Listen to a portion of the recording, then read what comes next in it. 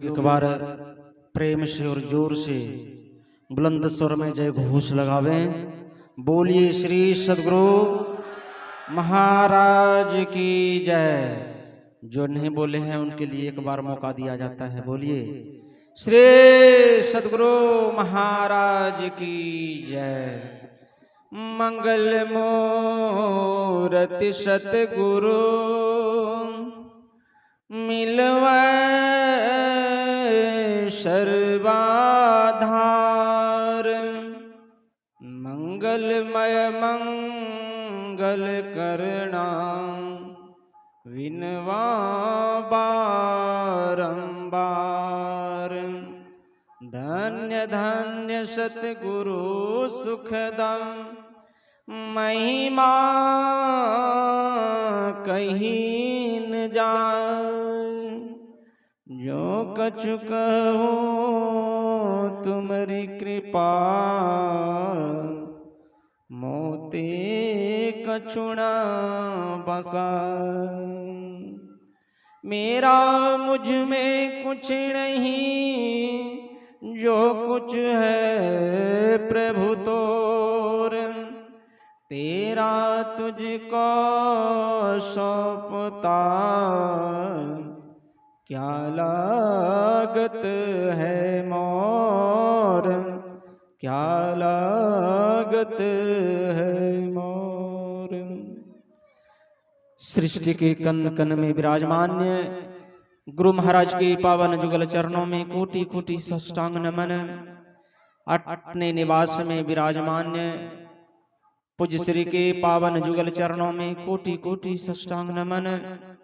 व्यक्त रूप में मंच पर विराजमान परम पूज्य पाद स्वामी भगवतानंद जी महाराज के पावन जुगल चरणों में कोटि कोटि साष्टांग नमन। मंच पर विराजमान पूज्य स्वामी विप्रानंद जी महाराज, पूज्य स्वामी विशेषरानंद जी महाराज, पूज्य हमारे भागलपुर जिला के मंत्री साहब डॉक्टर सुमन साहब जी महाराज सत्संग में उपस्थित नमन करता हूँ उस माता को जिन्होंने अपने रहते हुए अपने लाल को ऐसा ही उजागर कर दिया है। जिन्होंने रहते हुए सत्संग तो कराते ही थे, साथ साथ माता के शरीर नहीं रहने पर अपनी मां की मृत आत्मा शांति प्रदान हेतु ऐसे महान संतों को इन्होंने बुलाए कि संसार में ऐसे संत जिनके द्वारा अगर उनकी मृत आत्मा शांत को अगर देख लें तो वह जीवात्मा स्वर्ग की प्राप्ति यूं ही चले जाएंगे। शरीर नहीं देखे, जला हुआ राख नहीं देखे, फिर भी उनका नाम पर अगर सत्संग कर दे तो वे स्वर्ग की प्राप्ति कर सकते हैं। माता जिन्होंने अपने सशरीर में रहते हुए उन्होंने अपने को तपा करके गुरु महाराज से दीक्षित महान माता ने अपने पुत्र को भी जन्म दिया और उस रास्ते को पकड़ा करके दिया जो इस संसार में वे सुखी तो रहेंगे ही, साथ साथ यह शरीर छूटने के बाद भी उन्होंने भगवान श्री रामचंद्र जी की तरह, भगवान रामचंद्र जी भी जब राजकाल में जब गद्दी पर विराजमान हुए तो उन्होंने कहा, सोचा कि मैं तो इस संसार में हूं जब तक, तब तक मेरी प्रजा को किसी प्रकार की कमी नहीं रहेगी, लेकिन मेरे जाने के बाद मेरे प्रजा को किसी प्रकार का अभाव हो, वह अभाव को खत्म करने के लिए उन्होंने अपने इसी तरह से उन्होंने एक सभा बुलाई थी और उस सभा में सारे गुरुजन ब्राह्मणों प्रवासियों सबको बुला करके उन्होंने कहा था कि हे भाई, यह जो हम लोगों का शरीर है, यह शरीर एक ना एक दिन यह विनाश होने वाला है। उस विनाश, इस शरीर को विनाश तो होना ही है, क्योंकि ऐसे सब इस संसार में आए कि उन्हें इच्छा मृत्यु था, जब चाहे तब मर सकता था, जब चाहे हम नहीं मरे तो नहीं मर सकता था। भगवान वेद व्यास जी महाराज का नाना थे निषाद राज जी महाराज, उनको इच्छा मृत्यु समझिए था, जब चाहे तब मर सकता था, नहीं तो नहीं मर सकता। ऐसे महारथी सब इस संसार से अपने शरीर को छोड़ करके चले गए, तो जाना ही है। भगवान रामचंद्र जी भी आए, भगवान कृष्ण आए, सब ने अपना शरीर को त्याग करके इस संसार का प्रतिष्ठा को रखने के लिए अपना शरीर को त्याग करके चले गए हैं।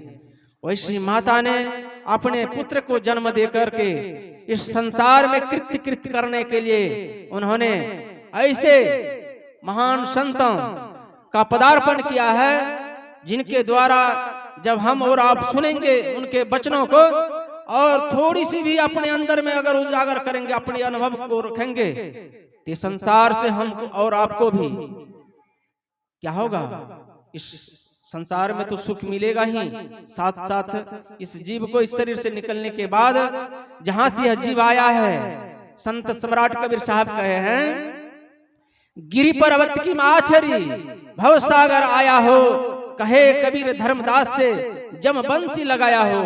संसार में जितने भी जीव है, सब जीव पर एक एक जमराज लगा हुआ है। कब किसको ठोकर थोड़ा सा लग जाएंगे, जमराज इस पर चढ़ जाएंगे। इसलिए जमराज को कोई मौका नहीं दे। हम और आप जब जब शांत हम लोगों को समय मिले, उनके अनुकूल भक्ति अवश्य करें। उसी भक्ति को साक्षात्कार करने के लिए भगवान रामचंद्र जी भी अपने पिता का वचन को पालन करने के लिए, जब क्योंकि माता ने भगवान रामचंद्र जी को भी जब वनवास दिए हैं, तो वे बेहोश पड़े हुए भगवान दशरथ जी महाराज, उसके मुख से कुछ नहीं निकल रहा है आवाज कि भगवान रामचंद्र जी को कैसे मैं वनवास दूं। लेकिन वही कंकई माता से भगवान श्री रामचंद्र जी पूछती है कि हे माता, आप मुझे आदेश कीजिए, जिसके कारण मेरे पिताजी बेहोश पड़े हुए हैं। तो उन्होंने बतलाए, जब ऐसा समाचार मिला तो तुरंत जाने के लिए हुए, वन को तैयार हुए। अपनी माता से भी उन्होंने आशीर्वाद मांगे। जब वो जाने की क्रिया, समय कम है इसलिए मैं बता रहा हूं, जब तैयार हुए तो उसी समय लक्ष्मण जी भी वहां पर आए और वे भी बन जाने के लिए तैयार हो गए हैं। वे कहते हैं मैं भी बन जाऊंगा, लेकिन कहा नहीं, जब तक तू अपनी माता से आज्ञा का पालन करके आज्ञा का पालन नहीं करता है, विदा नहीं लेकर के आते हो, तब तक तुम मेरे साथ जाने योग्य नहीं हो। इसलिए उन्होंने भी अपनी माता सुमित्रा के पास गई है और विदा मांगते हैं। सुमित्रा माता कैसी थी, उन्होंने भी कहा है, हे लक्ष्मण, मैं तो इस जन्म में तुम्हारी मां हूं, लेकिन तुम्हारा माता पिता तो वही भगवान रामचंद्र जी है, जो जन्मों जन्मों से तुम्हारे साथ में है और वही तुम्हारा माता पिता है। तुम्हें तो अवश्य ही जाना चाहिए भगवान रामचंद्र के संग में, उनका सेवा करने के लिए। तुम सेवा करने के समय में एक भी जरा सा भी गलती चूक मत करना। इसलिए तुम वहां पर अपने माता पिता का सेवा बड़े ध्यान के साथ, गौरव के साथ सेवा करना। उन्हीं का पालन करने के लिए, माता का वचन का पालन करने के लिए भगवान लक्ष्मण जी ने भी 14 वर्षों तक भोजन नहीं किया, 14 वर्षों तक सोए नहीं। ऐसे थे भगवान लक्ष्मण जी। चूंकि हम तो आप जानते हैं कि भगवान लक्ष्मण भाई है, लेकिन भगवान रामचंद्र जी पार ब्रह्म परमेश्वर है और भगवान लक्ष्मण शब्द ब्रह्म है। तो शब्द ब्रह्म पार ब्रह्म से कैसे अलग हो सकता है? इसलिए वे साथ साथ अवश्य रहेगा। वो तो संसार के मनुष्यों को समझा रहे हैं, संसार के मनुष्यों को समझा रहे हैं कि किस तरह से मैंने इस संसार को, इस ज्ञान रूपी भंडार को बतला रहा हूं। आप उनके अनुकूल कैसे चलेंगे, जो परमात्मा से जो बिछड़े हुए हो उससे कैसे मिलेंगे। तो वही भगवान निषाद राज के पास में आए हैं। समय कहते जगह बहुत इंतजार कर रहे हैं, इसलिए भगवान लक्ष्मण जी ने कहते हैं निषाद राज से कि हे निषाद राज, बोले लखन मधुर मृदु बानी, ज्ञान विराग भगति रस सानी। हे निषाद राज को ऐसा कहा कि चूंकि सुंदर सही बात भी हो, अगर कड़वा भाषा लगता है तो उस भाषा को नहीं कहना चाहिए। जिस तरह से मेरे पिताजी है, अब कोई कह दे तुम्हारे बाप बुला रहा है जाइए, अब कोई कहे तुम्हारे पिताजी बुला रहे हैं आप जाइए, कितना सुंदर है। तो इसलिए उन्होंने ऐसी ज्ञान रस और भक्ति से सनी हुई बातें को लक्ष्मण जी अपने दोस्त मित्र निषाद राज से कहते हैं, क्योंकि उसके अंदर में किसी प्रकार का तकलीफ बात का नहीं हो, इसलिए उन्होंने कह रहा है कि काउ न कौ सुख दुख कर दाता, निज कृत कर्म भोग सुनु भराता। हे भाई, संसार में अपने अपने कर्मों का फल स्वयं भोगना पड़ता है, इसलिए कोई किसी को दुख और सुख नहीं देता है। कहेंगे कि सत्संग करते हैं रात और दिन और दुख होता है, नहीं नहीं, पूर्व जन्म का कमाई है, पूर्व जन्म में आपने गलत किए हैं इसलिए आपको दुख हो रहा है। ऐसे सब विस्तार सब कहानी पूज्य बाबागण बैठे हुए हैं, उनके ही मुखारिन बाणी से हम लोग सुनेंगे। मैं इन्हीं बाणियों के साथ अपनी बाणी को विराम देता हूँ। बोलिए श्री सद्गुरु महाराज।